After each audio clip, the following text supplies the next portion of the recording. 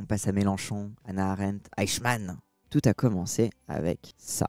Mais j'ai chopé le live à peu près à ce moment-là, j'étais en mode oula. Et forcément, ça a pas loupé. Allons-y, du coup, qu'est-ce qu'il a dit? Nous connaissons l'histoire de notre pays. Et c'est parce que nous la connaissons que nous nous méfions, pas seulement des fascistes, mais plus encore peut-être des lâches. Des faibles, ceux qui, dans la chaîne interminable du mal, signent un papier pour organiser un convoi SNCF. Moi, je n'ai rien fait, disait Eichmann. Je n'ai fait qu'obéir à la loi telle qu'elle était dans mon pays.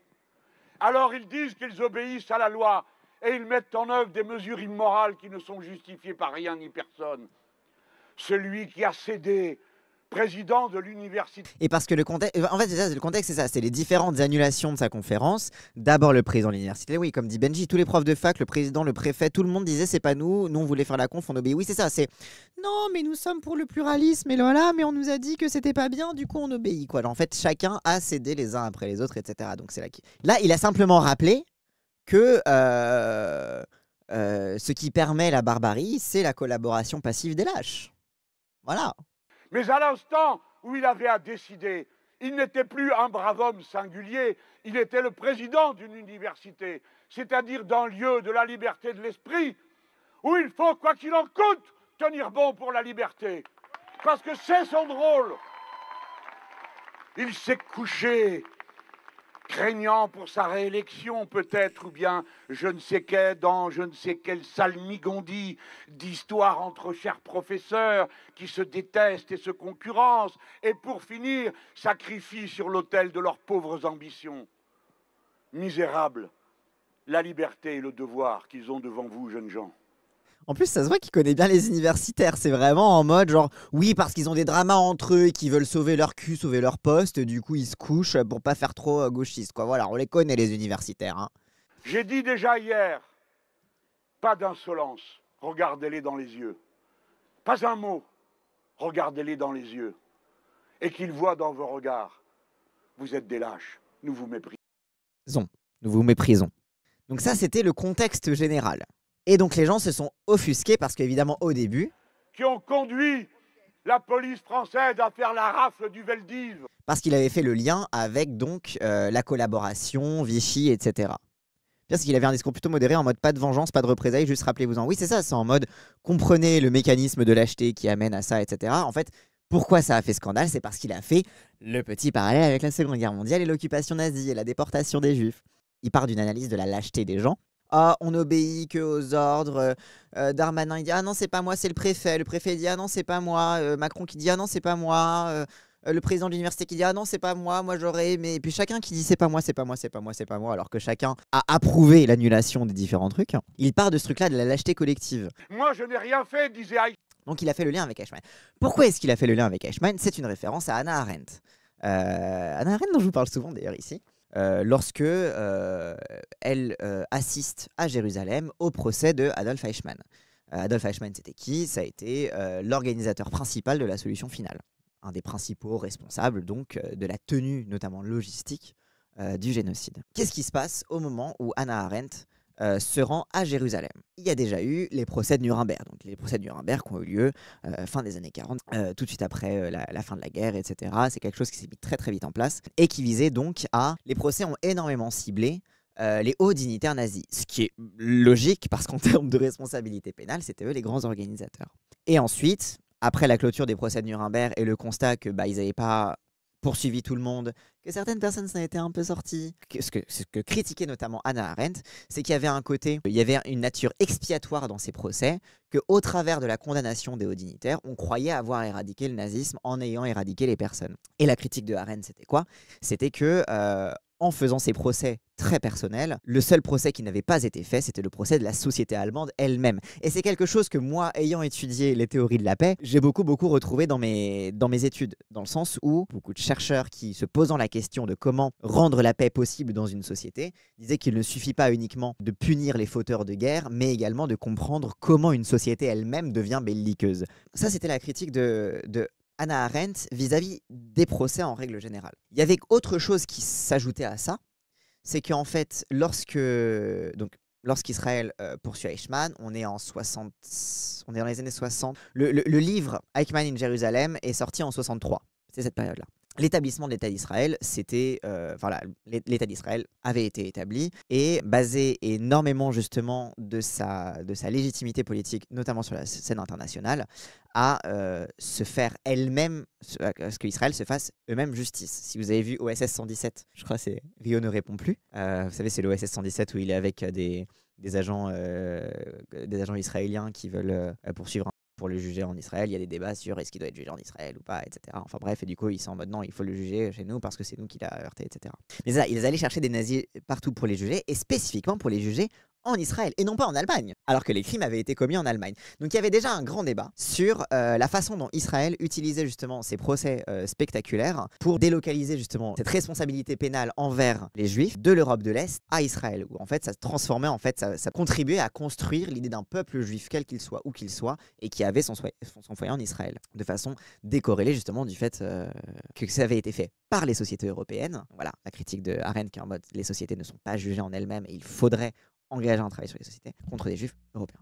Et donc bref, donc Eichmann, comme beaucoup d'autres nazis, s'était réfugié en Amérique latine. S'était réfugié en Argentine. Et alors, bon, il y a eu pas mal de films, de trucs sur la traque de Adolf Eichmann, etc. Il n'y a pas eu à le traquer, Adolf Eichmann. Les anciens nazis qui étaient en Argentine, ils étaient protégés par le gouvernement de Perón. Ils avaient été même encouragés à venir par le gouvernement de Perón. Il y avait déjà une immigration allemande assez forte en Argentine qui datait d'avant la guerre. Des petites colonies de nazis ici et là, un peu partout aussi en Argentine et au Chili. Donc voilà, il y avait déjà des communautés qui étaient prêtes à les accueillir. Ils avaient déjà les liens de transmission. Et en plus de ça, un gouvernement argentin qui avait beaucoup d'intérêt à récupérer les cerveaux allemands pour contribuer au progrès technologique, médical, etc. de l'Argentine. Le gouvernement argentin refusait de livrer ses ressortissants à l'étranger. Ce qui posait un problème, car voilà, Israël voulait ramener Eichmann et le juger à Jérusalem. Et c'est du coup une autre critique de Hannah Arendt vis-à-vis du procès Eichmann, c'est que Mossad, ils en avaient rien à foutre, ils enlevaient les nazis. Bah justement, et c'est une grosse critique de Arendt. Enfin, elle considérait que c'était totalement absurde de violer le droit international pour un pays qui justement se revendiquait d'une légitimité internationale, et notamment d'une légitimité contre un génocide, donc contre un crime contre l'humanité. Elle considérait que c'était totalement n'importe quoi de l'avoir capturé, au lieu de passer par des voies diplomatiques. Si un fait aussi important pour la fondation de l'État, puisque encore une fois, le fait de poursuivre en justice les hauts dignitaires nazis en Israël spécifiquement, c'était quelque chose qui était considéré comme très important pour l'établissement et la légitimation de l'État d'Israël. Donc elle disait que si un truc qui est aussi important pour la légitimation de l'État d'Israël dépend de violations répétées du droit international, dans ce cas on ne peut pas revendiquer une légitimité au nom de principes que nous-mêmes on défait. Enfin, si on veut faire avancer l'idée de crime contre l'humanité, l'idée que le droit international doit primer et s'appliquer, s'imposer aux États, et bah si on commence à ne pas le respecter, dans ce cas, on contribue aussi à l'affaiblir, et donc à affaiblir la cause même que l'on prétend défendre. Donc ça, c'était un petit peu le débat, les débats à l'époque. Il y a un autre aspect qui a été un aspect de critique fondamental de Hannah Arendt et qui a amené justement à cette banalité. Alors, je l'avais dit quelques fois ici et là quand je parlais de Hannah Arendt sur Eichmann. En gros, Hannah Arendt, sur quoi est-ce qu'elle base son argument dans Eichmann à Jérusalem, quand elle veut parler de la banalité du mal, c'est notamment sur la défense de l'avocat de Eichmann, et même sa défense à lui, qui revenait à dire tout simplement, bah voilà, comme a dit Mélenchon, j'obéis aux lois, je n'ai fait qu'obéir aux ordres, moi je suis un bon fonctionnaire, je fais ce qu'on me dit de faire, je n'ai pas de responsabilité personnelle là-dedans. Voilà, je n'ai pas, voilà, c'est pas moi j'ai juste signé les trucs, etc. C'est le fameux truc de voilà, il ne faisait qu'obéir aux ordres, etc. Et Hannah Arendt s'est basée là-dessus pour parler de la banalité du mal, justement, dans les renoncements et la façon de consentir à un ordre injuste, en croyant que parce que c'est un ordre, dans ce cas, comment dire, il nous déresponsabilise. Elle parle notamment de la dilution de la responsabilité qui se fait au travers notamment de la bureaucratie et de ce genre d'actes bureaucratiques respectés. Au-delà de la défense juridique censée être un homme médiocre qui croyait vraiment ce qu'il disait, oui, il y avait aussi ça. Il y avait aussi le fait que dans Eichmann à Jérusalem, Hannah Arendt décrit Eichmann comme un mec débile. Genre vraiment, j'ai des extraits ici sur la page Wikipédia de Eichmann à Jérusalem, que malgré ce qu'il voulait dire, Eichmann n'était absolument pas intelligent. C'était un mec médiocre, nul, un plumitif de bureau, qui n'a pas fini ses études à l'école, qui a pas fini le lycée, qui n'a pas fini sa formation. Son premier job, c'était d'être un vendeur itinérant.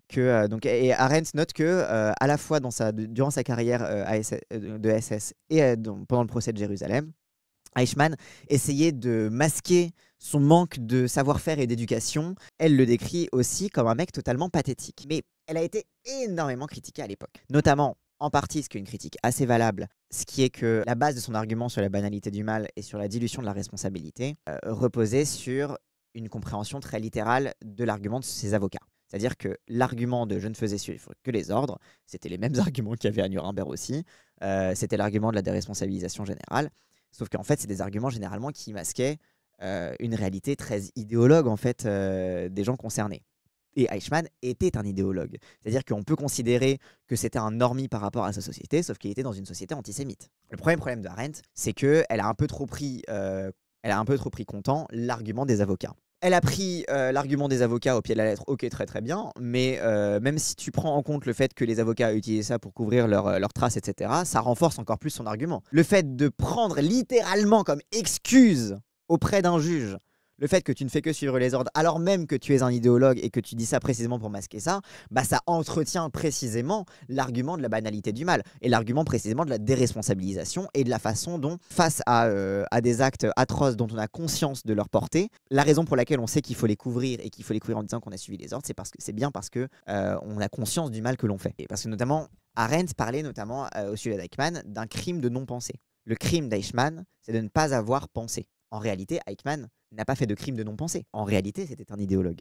En réalité, il était antisémite. Mais cette idée de la non-pensée se retrouve tout de même dans sa défense, puisqu'il plaide volontairement la non-pensée pour occulter la pensée. Donc en fait, ça donne presque une dimension beaucoup plus intentionnelle à ce que Arendt décrit comme non intentionnel.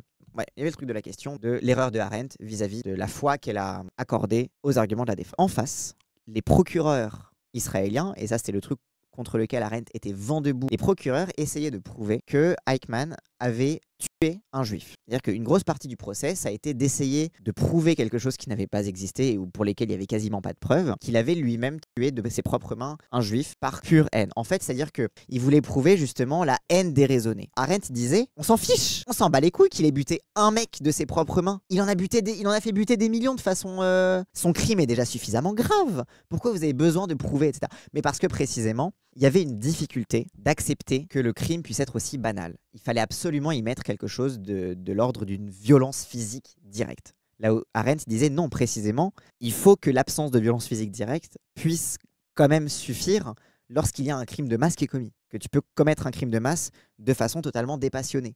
Que tu n'es pas obligé d'avoir une haine viscérale, etc. Tu peux simplement vouloir banalement leur extermination. Une des raisons pour lesquelles Arendt a aussi été critiquée dans sa description de Eichmann, c'est aussi à cause de son antisionisme qui commençait à poindre à ce moment-là. Est-ce que du coup, ça veut dire que si Eichmann était en mode full antisémite radicalisé au procès, il serait moins coupable qu'un terminalien en brigadé ou j'ai rien compris? Non, selon Israël, il aurait été encore plus coupable car lui-même physiquement violent. En fait, parce qu'il y avait c'est une vieille vision de la violence contre laquelle on a du mal. Voilà, c'est comme quand Aurélien Saint-Toul a dit vous êtes un assassin à Olivier Dussopt.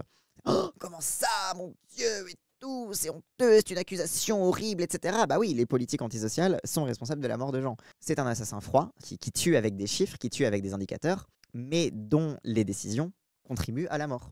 Mais le problème, c'est qu'il y a une vieille vision de la violence comme quelque chose de purement physique. La violence, voilà, c'est un coup de poing, c'est une haine, c'est les yeux qui rougissent, c'est vraiment cette idée de la violence comme expression physique. Et que l'expression physique, finalement, est la preuve de l'animalité de la personne. Parce qu'en fait, ça vient de cette vieille vision-là que l'homme civilisé est un animal qui contrôle ses passions, qui contrôle ses pulsions, et c'est ce qui différencie l'homme de l'animal. Ça, c'est un truc qu'on a depuis la Grèce antique. Et du coup, cette vision de la violence, en fait, c'est une vision de la déshumanisation. C'est-à-dire que la violence est une déshumanisation, puisque la violence est une animalisation. Donc la violence civilisée ne peut pas exister, puisque toute violence est forcément décivilisée. C'est pour ça qu'on parle de barbarie nazie, c'est pour ça qu'on parle, etc., etc.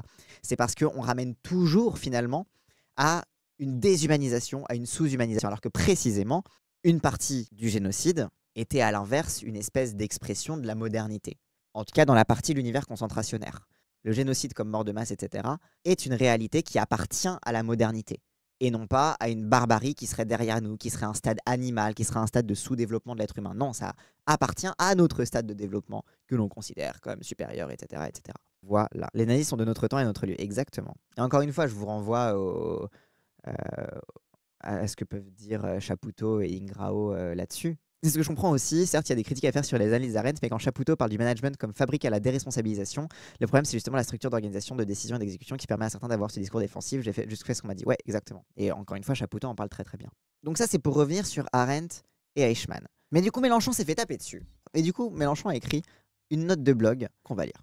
De quoi Eichmann est-il le nom? Car au-delà de sa responsabilité dans l'organisation concrète de la Shoah, son attitude et son système de défense au cours du procès de Jérusalem donnèrent une portée nouvelle au crime dont il était coupable. Ce fut l'objet du travail de la philosophe Hannah Arendt qui suivit et décrypta le procès Eichmann à Jérusalem, donc le procès dans Eichmann à Jérusalem.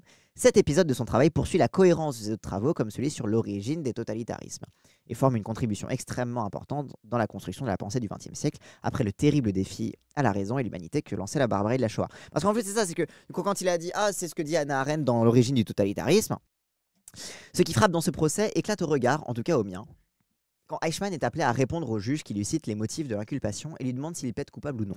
Il répond alors qu'il n'est pas coupable au sens de l'accusation, qui lui imputait une responsabilité personnelle dans le crime de la Shoah qu'il avait organisé matériellement. Et encore une fois, responsabilité personnelle, même plus qu'une responsabilité personnelle, qui essayait de prouver qu'il avait tué de ses propres mains un juif pour essayer de lui prouver, non, en plus d'une responsabilité personnelle, une haine irrationnelle, une nature haineuse, violente et sanguinaire physiquement qu'il n'avait pas. Ce contre quoi, encore une fois, Arendt était vent debout, qu'elle trouvait ça totalement débile. Pour lui, il n'avait fait qu'obéir aux lois en vigueur dans son pays au moment des faits. C'était les lois nazies contre les juifs. Sa responsabilité est donc entière dans la bonne exécution du plan dont il avait la charge, mais il ne se sentait aucune responsabilité dans le résultat criminel de cette action, puisque selon la loi, ce n'en était pas un. Et encore une fois, s'il peut faire cette défense, c'est parce que s'il peut se défendre avec la loi, c'est qu'il considère que la loi est bonne. Parce que généralement, si tu dois obéir à une loi que tu considères comme inique, comme nulle, avec laquelle tu n'es pas d'accord, tu dis, si tu dois obéir à une loi qui est nulle, tu te rends compte que tu fais de la merde. Encore une fois, c'est là où Arendt se trompe dans son analyse, où elle se fait un petit peu avoir. C'est que s'il considère que ce n'était pas un crime aux yeux de la loi et que du coup il utilise ça comme sa défense, c'est qu'il considérait que la loi n'était pas en soi choquante. Voilà, et c'est là qu'on retrouve le Eichmann idéologue qu'Arendt a loupé, mais que finalement, qui n'enlève pas grand-chose au final à son analyse, à mes yeux. Les thèses d'Arendt ont certes donné lieu à de nombreuses discussions et critiques, mais j'ai été impressionné à l'époque où j'ai découvert l'auteur, par la façon avec laquelle elle avait disséqué les mécaniques qui permettent la mise en œuvre d'actions abominables par des gens qui se sentent totalement exempts de toute responsabilité morale. La tâche meurtrière est décomposée en segments et personne n'endosse la finalité de l'action, mais seulement la bonne exécution d'une partie du tout. Donc là, la division du travail, l'extrême division des tâches, permet cette dissolution de la responsabilité où finalement tu n'es qu'un petit maillon d'une chaîne et qu'au final, au final, tu es tenu par le début et par la fin de la chaîne et que tu n'y peux rien, quoi. En vrai, les droitards, ils ont beaucoup ce discours de dire que ok, la loi est pas forcément folle, mais c'est la loi, donc ferme ta gueule. Oui, c'est vrai, l'autoritarisme, mais après, je considère que s'ils disent c'est quand même la loi, donc ferme ta gueule, que un truc dans cette loi les arrange, soit le fond, même s'ils disent que non, soit le fait qu'elle s'impose de façon autoritaire. Il y a aussi un attrait de l'imposition de la loi malgré le consentement des gens qui les fait bander fondamentalement. C'est aussi l'autoritarisme qui les... Voilà. Parce que bon, concrètement, quand la loi dit qu'il faut payer ses impôts, ils ont un peu moins de problèmes à aller à l'encontre. Le vieux a kiffé Arendt comme moi, je suis très heureux. Mais d'autant que le vieux a découvert Arendt dans son jus, entre guillemets. C'est-à-dire que le vieux a découvert Arendt à une époque où il y avait énormément de débats sur cette question-là de la responsabilité morale, sur cette question-là des actes immoraux, de l'illégalité même à l'intérieur de la gauche, etc. Encore une fois, Mélenchon faisait partie de la gauche trotskiste qui se posait beaucoup la question aussi des actions illégales, de la clandestinité, etc., etc. Donc la question de l'illégalité et de la morale était centrale en fait dans les débats à gauche. Donc lui, il s'est pris Arendt à une époque où ce débat était d'autant plus légitime. Enfin, d'autant plus, non, il est toujours légitime en vrai ce débat, mais disons où il était d'autant plus explosif, on va dire. La tâche meurtrière est décomposée en segments et personne n'endosse la finalité de l'action, mais seulement la bonne exécution d'une partie du tout. Ce qui rentrait aussi totalement avec l'analyse marxiste de la division du travail fordiste, où du coup chacun est réduit à une seule tâche, sur l'aliénation justement de la condition ouvrière au travers justement de cette décomposition de la tâche. L'analyse marxiste en fait, qui faisait ce parallèle-là. Et d'ailleurs, c'est pour ça qu'on a beaucoup parlé d'industrialisation de la mort par les nazis, parce qu'en fait, c'était comparable, et d'ailleurs, c'était totalement semblable au Fordisme. D'ailleurs, Ford était un sympathisant nazi aussi, donc bon, bref. Ce phénomène-là de décomposition du geste pour le faire rentrer dans une grosse machine, etc., c'était quelque chose qui était aussi au cœur de la critique sociale. Dans les années 70 et 80, nous lisions et discutions entre des textes contradictoires sur le sujet de la responsabilité morale et sur ses assises. Nous balancions entre leur morale et la nôtre de Léon Trotsky, auquel je n'adhérais pas sur ce sujet, les militants et leur morale de Colette Audry, vachement bien les militants et leur morale. Ça, je trouve que ça n'a pas pris une ride, très sincèrement. Donc les militants et leur morale de Colette Audry, qui fut mon guide, et les textes de Arendt. Voilà. Pour moi, ceux qui savent ce qui se passe à Gaza et ne font rien pour empêcher le crime sont de fait complices, et donc coupables sur le plan moral, et pas seulement ceux qui accomplissent le crime. Voilà, cette question de voilà, que nous sommes tous responsables, etc., etc. À l'époque où ces questions se posèrent à moi, je trouvais l'expression positive dans une consigne attribuée au Che Guevara quand il déclarait « Surtout, soyez toujours capable de ressentir au plus profond de votre cœur n'importe quelle injustice commise où que ce soit dans le monde. » Et c'est encore une fois, c'est très arendtien. Quand Arendt dénonce justement le crime de non-pensée de Eichmann, encore une fois avec tous les caveats que j'ai rajoutés tout à l'heure, quand elle dénonce ce crime de non-pensée, elle fait un appel justement, et semblable à cet appel que fait la paix positive aux sociétés, semblable à l'appel qu'elle avait fait à ce que la société allemande soit jugée et non pas qu'on expie la faute de la société allemande sur des dignitaires avec les procès et puis hop c'est bon c'est fini, on ne va pas se poser la question de comment le totalitarisme monte dans une société, ce qui a permis pendant assez longtemps de freiner, on va dire, un certain retour critique sur la montée du nazisme et qui est encore un petit peu le cas aujourd'hui, et sur les mécanismes propres à la montée des idéologies génocidaires. En creux, dans cette idée de crime de non-pensée que développe Arendt, il y a un appel justement à systématiquement à avoir conscience. Et c'est un peu un truc qui peut paraître un peu libéral individualiste, ça fait très déconstruisez-vous, tu vois, ça fait très voilà, mais c'est en fait parce que c'est pas dans le sens individuel, mais c'est dans le sens de l'obligation morale. L'obligation morale est à penser et à prendre conscience des chaînes de responsabilité, et le choix moral du coup doit découler de ça. Les actes que posent les complices et les bourreaux totalitaires sont le plus souvent légaux au moment où ils ont lieu, même s'il s'agit de lois d'exception ou autres dispositions soi-disant liées à des circonstances particulières, comme Vigipirate par exemple. Mais sont-ils légitimes? C'est-à-dire ne viennent-ils pas en contradiction avec des principes plus élevés, dont le respect éviterait de commettre un crime? Et justement, c'est... Petit détour en plus. Non, vas-y, je ne vais pas faire de détour. Tant pis. Sinon, j'allais partir sur Kant, sur la façon Arendt considère que Eichmann agit selon un impératif kantien, et que je trouve que c'est une réfutation de Kant par le nazisme qui est beaucoup plus intéressante que celle qu'a fait Sartre en disant « Oh oui, si un juif il te sent un nazi, il te demande si tu es juif, est-ce que tu dois mentir? Parce que c'est pas bien de mentir, etc. » Je trouve que Arendt a une analyse de Kant qui est beaucoup plus pertinente que celle de Sartre, mais bref, on s'en fiche. J'ai connu un camarade, alors militaire argentin sous la dictature de Videla. Ah bah tiens, on retourne en Argentine. Son prénom c'est Gustavo. Il participa d'abord de bon cœur, comme conscrit, à la capture et la répression de ceux que les chefs désignaient comme des terroristes dangereux. Il ne le fit pas longtemps. Quand il vit comment se déroulaient les arrestations, les violences, les vols qui les accompagnaient, il rentra en dissidence. Et il ignorait alors les tortures et les meurtres par lesquels s'achevaient les arrestations. Il fut lui-même aussitôt arrêté et torturé. Il ne dut la vie sauve qu'à des implications militantes. Amnesty International faisait campagne pour réclamer l'adoption de ces Argentins par des Français, arrêtés et emprisonnés dont les noms étaient connus. Tous ne l'étaient pas et les fascistes en profitaient pour les assassiner alors sans retenue. En gros, quand on connaissait les noms des gens qui étaient emprisonnés, on disait vas-y, procédure d'adoption comme ça, on peut les sortir de là, mais il y avait plein qui sont restés anonymes et qui n'ont pas pu être sauvés. Au cas précis, ce furent Yves Montand et Simone Signoret qui signèrent à Paris cette adoption de Gustavo. Ils se sentaient, comme nombre d'autres, impliqués par ce qui se passait pourtant si loin et si opaquement. Du refus de participer à des actions légales mais criminelles jusqu'à l'implication de 2 artistes pour adopter des personnes accusées de terrorisme, il y a un continuum d'inspiration morale. Il consistait à poser des actes qui introduisent une autre légitimité que l'exécution servile et irresponsable et le laisser-faire qui allait avec. Les discussions sur ce sujet nous tenaient en éveil, quelles que soient les conclusions que chacun en tirait. Donc voilà, donc ça c'était vraiment, encore une fois, pourquoi Mélenchon il cite Arendt, c'est parce que c'est le truc qu'il a matrixé. Lui-même a participé également à la libération de prisonniers de guerre chiliens, quand il était, je crois, sénateur de Massy, dans l'Essonne. C'est quelque chose qu'il a toujours, et encore une fois, avec ces débats-là philosophiques et moraux, qui se tenaient à l'époque et qui interagissaient aussi avec les questions morales que se posait la gauche sur elle-même à l'époque. Donc il y a plein de trucs là-dedans où c'est absolument logique.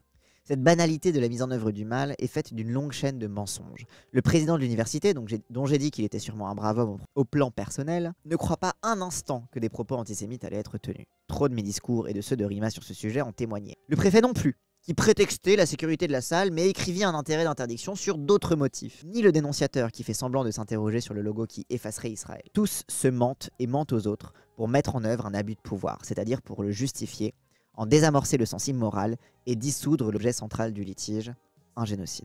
Donc voilà, Mélenchon a encore fait une leçon de philosophie.